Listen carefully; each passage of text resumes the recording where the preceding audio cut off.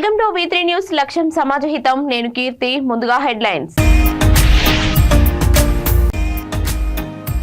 Bus Bhavan ముందు auto taxi drivers ధర్నా. ఉచిత bus ప్రయాణం ద్వారా నష్టపోతున్నాం, ఉపాధి కల్పించాలని ప్రభుత్వానికి డిమాండ్.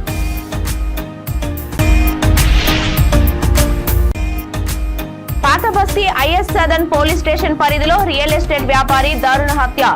తల్వాళ్లతో దాడి చేసి హత్య చేసిన గుర్తు తెలియని వ్యక్తులు. సచివాలయంలో అధికారులు, విత్తన కంపెనీల ప్రతినిధులతో వ్యవసాయ శాఖ మంత్రి తుమ్మల నాగేశ్వరరావు సమీక్ష. రైతులకు విత్తన లభ్యతతో ఎలాంటి లోటుపాట్లు లేకుండా చూడాలని ఆదేశం.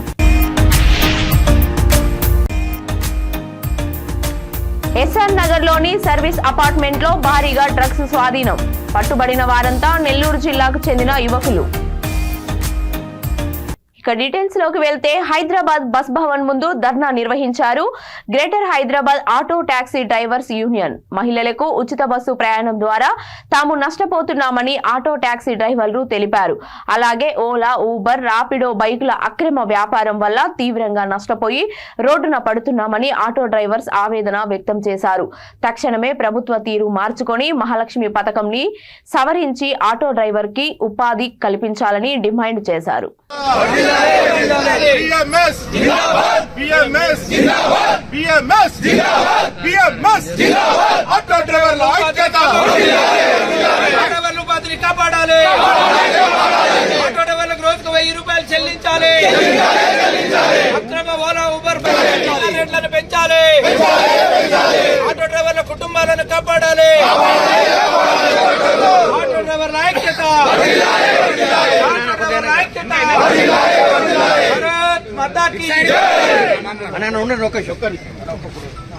ఆటో డ్రైవర్ల ఐక్యత ఆటో వాళ్ళ ఉపాధిని వెంటనే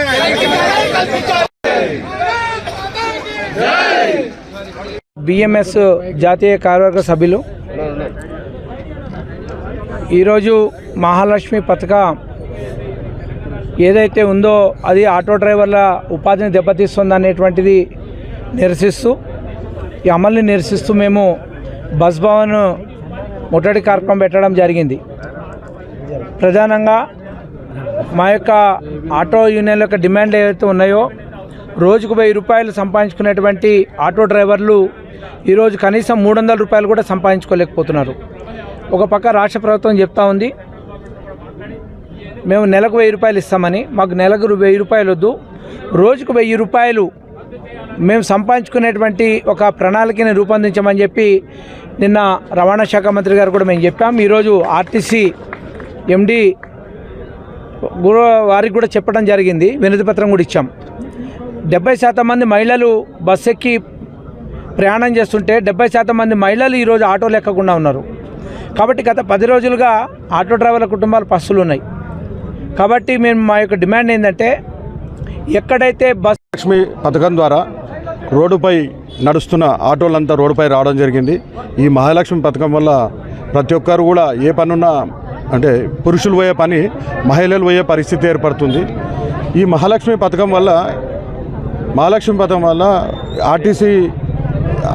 ఆర్టీసీ నష్టపోతుంది. దాంతోపాటు మా ఆటో డ్రైవర్లు అందరూ కూడా నష్టాల పాలవుతున్నారు.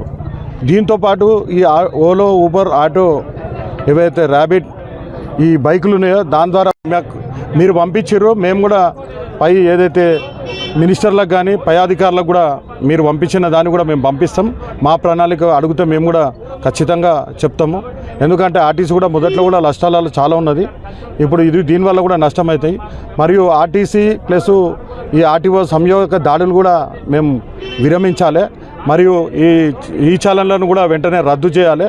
ఇంకోటి హైదరాబాద్ పాత బస్తీ ఐఎస్ సదన్ పోలీస్ స్టేషన్ పరిధిలోని రామచంద్ర నగర్ లో రియల్ ఎస్టేట్ వ్యాపారి మహమ్మద్ సాదిక్ అలీ ఆలియాస్ బాబా ఖాన్ ని గుర్తు తెలియని వ్యక్తులు తల్వాళ్లతో దాడి చేసి హత్య చేశారు.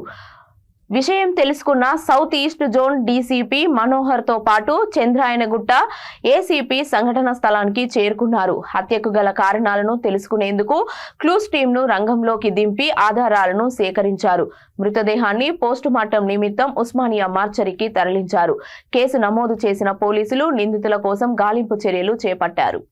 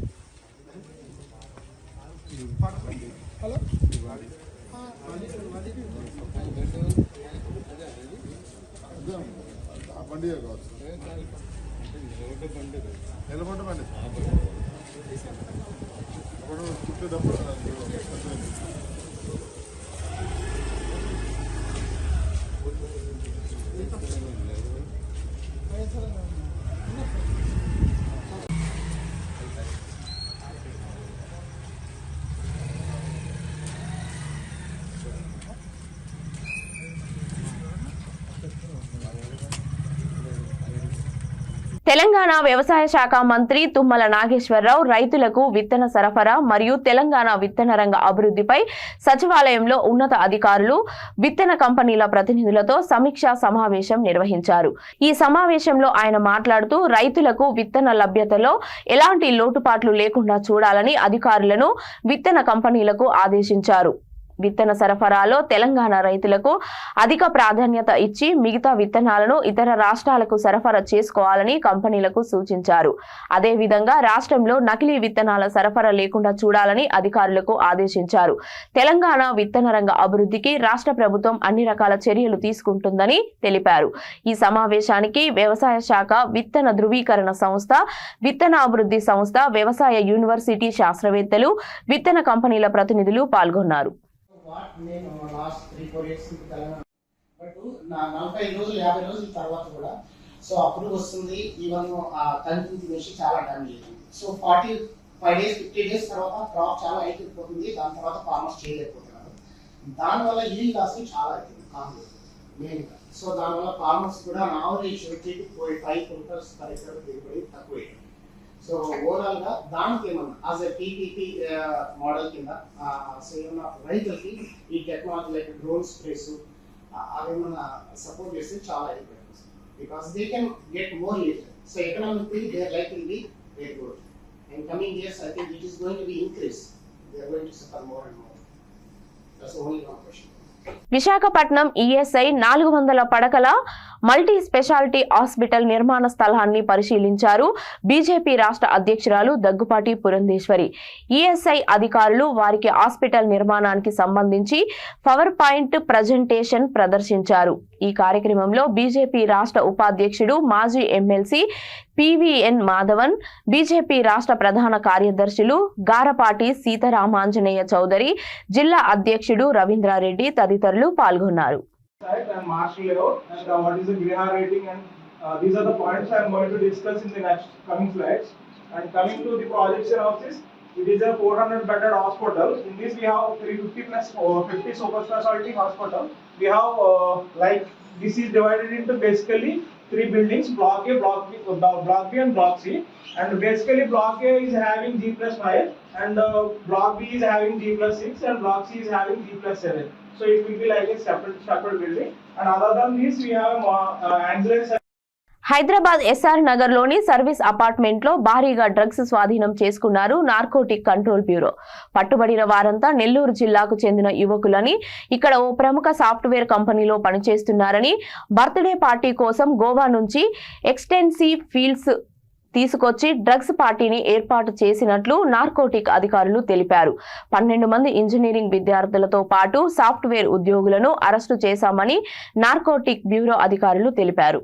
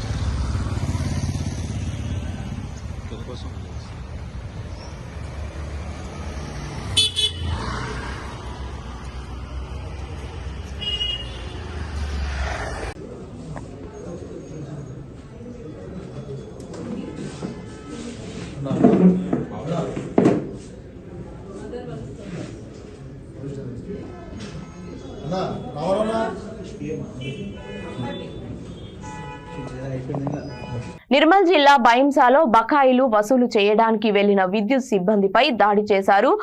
కుంట ఏరియాకు చెందిన మోబిన్ అనే వ్యక్తి. విద్యుత్ అధికారులు మాట్లాడుతూ కరెంటు బిల్లు 25,000 బకాయిలు ఉండడంతో వసూలు చేయడానికి వెళ్లిన జూనియర్ లైన్మెన్ సుధాకర్ పై కర్రతో మోబిన్ దాడి చేశారని, బైంసా టౌన్ లో మోబిన్ పై ఫిర్యాదు చేశామని తెలిపారు. దాడి చేసిన వ్యక్తిపై కఠిన చర్యలు తీసుకోవాలని కోరారు.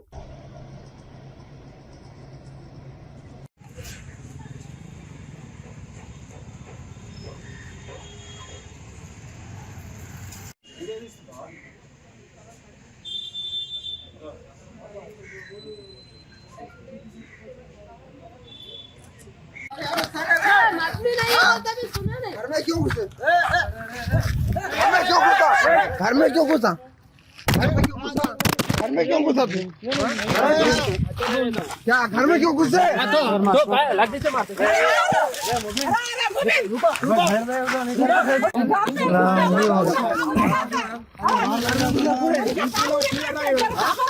घर में क्यों घुसा?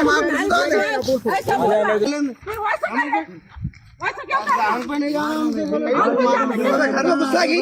घर में घुसे पूरे घर में घुसे पूरे मालूम पूरे घर में घुसे मेरे. నా పేరు సుధాకర్, జూనియర్ లైన్మెన్గా విధులు నిర్వహిస్తున్న బైంసా టౌన్లో. విధులు చేయడానికి వెళ్ళినప్పుడు అక్కడ అతన్ని 25,000 కరెంటు బిల్లు ఉంది. గత సంవత్సరం నుంచి చెల్లించడం లేదు. సరే మరి అతనికి పోయి అడిగితే కడతాము అని అన్నారు. అన్న తర్వాత అక్కడ కొన్ని విద్యుత్ చౌరానికి పాల్పడిండు. దాన్ని తీసేసిన తర్వాత మేము అక్కడ నుంచి వాళ్ళ ఇంటి నుంచి బయటకు వచ్చిన తర్వాత అతను భౌతికంగా కర్రతోని నా మీద అటాక్ చేయడానికి వచ్చిండు. దాని స్థితిలో కొద్దిగా తప్పిపోయింది, లేకపోతే ఏ పరిస్థితిలో ఉండేవాళ్ళో తెలియదు ప్రజెంట్. అందుకని ఇలాంటి జరగకుండా మళ్ళీ మాకు ప్రొటెక్షన్ కోసం పోలీసు వాళ్ళను ఆశ్రయించడానికి ఇక్కడికి కంప్లైంట్ ఇవ్వడానికి వచ్చాను. నేను చాట్ల మోహన్ కుమార్, బైంసా టౌన్. ఎలక్ట్రిసిటీ డిపార్ట్మెంట్లో రెగ్యులర్గా డీ లిస్టు మేము ఎవరైతే అరియర్స్ ఉంటారో వాళ్ళకి కలెక్ట్ చేస్తూ ఉంటాము. అదేవిధంగా ఈరోజు మేము మార్నింగ్ ఫిల్టర్ బెడ్ ఏరియాలో డీ లిస్ట్ అమౌంట్ కలెక్ట్ చేయడానికి మా స్టాఫ్ అందరూ అక్కడికి వెళ్తే 1 సంవత్సర కాలం నుంచి బిల్లు చెల్లించలేదు మోదీన్ అనే వ్యక్తి. ఆ వ్యక్తి ఇంటికి వెళ్ళి డ్యూ గురించి అడిగితే ఆ వ్యక్తి దారుణంగా మా స్టాఫ్ పైన అటాక్ చేశారు. అది త్రుటిలో మిస్ అయింది కాబట్టి స్టాఫ్కి ఏమీ కాలేదు. కానీ వాళ్ళు అలా అటాక్ చేయడం వల్ల మేము ఈ ఎఫ్బిటి ఏరియాలో డ్యూటీ చేయలేకపోతున్నాము. ఏం జరిగిందో ఇప్పుడు మా జేఎల్ఎం మీకు కరెక్ట్గా ఎక్స్ప్లెయిన్ చేస్తారు. ఇలాంటి సంఘటనలు బైన్సాలోనే ఇప్పుడే కాదు, గత సంవత్సర కాలం నుంచి 10 సార్లు రిపీట్ అయింది. ఇది మళ్ళీ ఇలాగే రిపీట్ అవుతుంది. మేము చివరకు పోలీస్ స్టేషన్ని ఆశ్రయించినాము, కానీ ఇదే రిపీట్ అవుతుందని మాకు గట్టి నమ్మకం కలిగింది. సో ఇదే విధంగా బైన్సాలో మా కరెంటు ఉద్యోగుల మీద ఇలానే దాడులు కొనసాగిస్తే మాత్రం మేము ఇలాంటి ఏరియాలలో డ్యూటీ చేయలేము. మేము సప్లై కూడా వాళ్ళకు కరెక్ట్గా ప్రొవైడ్ చేయలేము. Thank you. మాజీ మంత్రి వైఎస్ వివేకానందరెడ్డి హత్య కేసుకు సంబంధించి కడప జిల్లా పులివెందుల కోర్టుకు వచ్చారు సిబిఐ అధికారి ఎస్పీ రాజాసింగ్. 2 రోజుల క్రితం పులివెందుల పోలీసులు సిబిఐ అధికారి ఎస్పీ రాజాసింగ్, వైఎస్ వివేకానందరెడ్డి కూతురు సునీత, అల్లుడు రాజశేఖర్ రెడ్డిపై ఎఫ్ఐఆర్ నమోదు చేశారు. దీంతో సిబిఐ అధికారి పులివెందుల కోర్టుకు సర్టిఫైడ్ కాపీల కోసం వచ్చారు.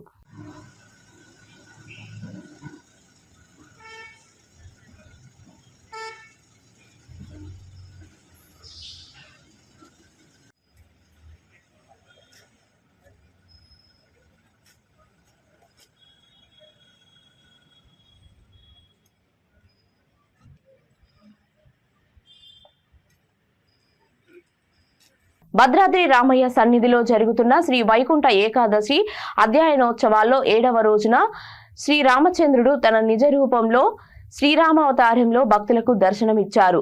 శ్రీరామ అవతారంలో ఉన్న స్వామివారికి ఆలయ అర్చకులు బేడ మండపంలో ప్రత్యేక పూజలు నిర్వహించారు. రామావతారంలో దర్శనమిస్తున్న స్వామివారిని దర్శించుకుంటే సకల సంపదలు, ఐశ్వర్యం సిద్ధిస్తుందని ఆలయ వేద పండితులు తెలిపారు.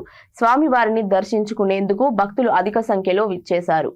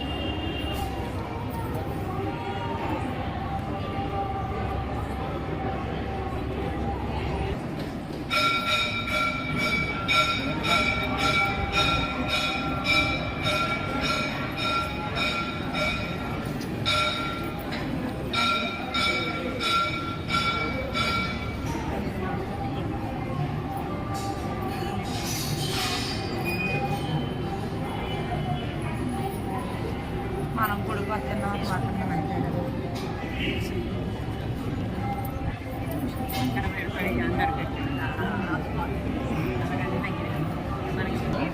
మూలస్వామి ఎలా పద్మాసనంగా కూర్చున్నారు.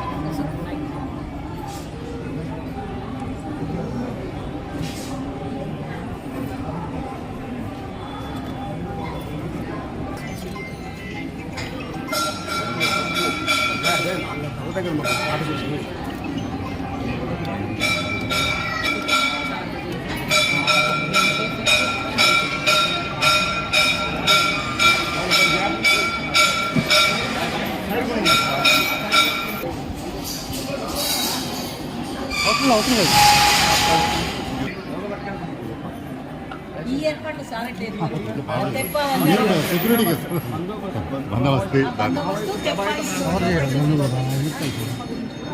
లోగో పట్టుకుని నా దగ్గర నుంచేనా తీసుకెళ్ళిపో.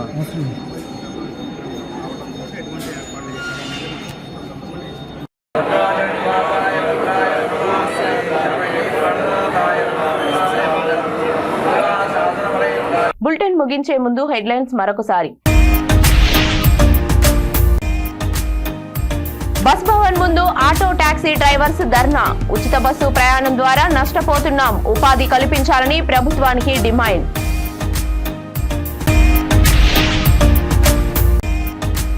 పాత బస్తీ ఐఎస్ సదన్ పోలీస్ స్టేషన్ పరిధిలో రియల్ ఎస్టేట్ వ్యాపారి దారుణ హత్య. తల్వార్లతో దాడి చేసి హత్య చేసిన గుర్తు తెలియని వ్యక్తులు.